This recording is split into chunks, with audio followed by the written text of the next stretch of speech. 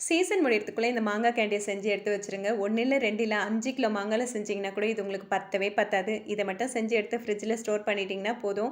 பசங்க எப்பலாம் சாக்லேட் கேட்குறாங்களோ, அப்பலாம் ஒரு பீஸ் எடுத்து குடுக்கலாம். அவ்ளோ டேஸ்ட்டா இருக்கும். வெறும் 2 பொருள் இருந்தாலே போதும். ரொம்ப சிம்பிளான மெத்தட்ல இந்த மாங்காய் கேண்டிய செஞ்சிடலாம். இது எப்படி பண்ணுறதுன்னு பார்க்கலாமா? இன்னைக்கு 2 மாங்காய் எடுத்திருக்கேன். அத நல்லா தண்ணீல அலசிட்டு, மேல் தோலெல்லாம் சீவிட்டு, நம்ம நீள நீளமா கட் பண்ணி எடுத்துக்கணும். நான் இன்னைக்கு செங்காயில பண்ணியிருக்கேன். அதனால நல்ல மஞ்சள் நிறத்தில வந்திருக்கு. இதில எந்த ஒரு கலருமே நான் சேர்க்கவே இல்ல. இத இந்த மாதிரி நீள நீளமா வெட்டி எடுத்துக்கோங்க. ரொம்ப திக்காவும் இருக்கக்கூடாது, ரொம்ப தின்னாவும் இருக்கக்கூடாது. இந்த அளவுக்கு கட் பண்ணி எடுத்துக்கோங்க. மாங்காய் முழுகிற அளவுக்கு தண்ணி வச்சு அது நல்லா கொதிக்கும்போது இந்த மாங்காவ போட்டு ஒரு 5 நிமிஷம் கொதிக்க வச்சு எடுத்துக்கலாம்.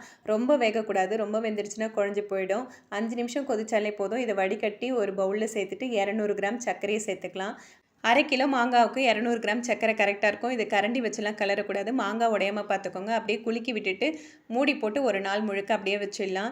சர்க்கரைலாம் உருகி நல்லா அதில ஊறி இருக்கு பாருங்க. இத தனியா எடுத்து தட்டில வச்சு ஒரு நாள் முழுக்க வெயில்ல காய வச்சுக்கலாம். இதில இருக்கிற இந்த சர்க்கரை தண்ணிய நம்ம வேஸ்ட் பண்ண வேணாம். மாம்பழம் ஜூஸ் போடும்போதோ, இல்ல எலுமிச்சம்பழம் ஜூஸோடவோ இது சேர்த்து கலந்து குடிச்சோம்னா டேஸ்ட்டு ரொம்ப சூப்பரா இருக்கும். இது ஒரு நாள் முழுக்க காஞ்சதுக்கப்புறமா இந்த மாதிரி தான் இருக்கும்.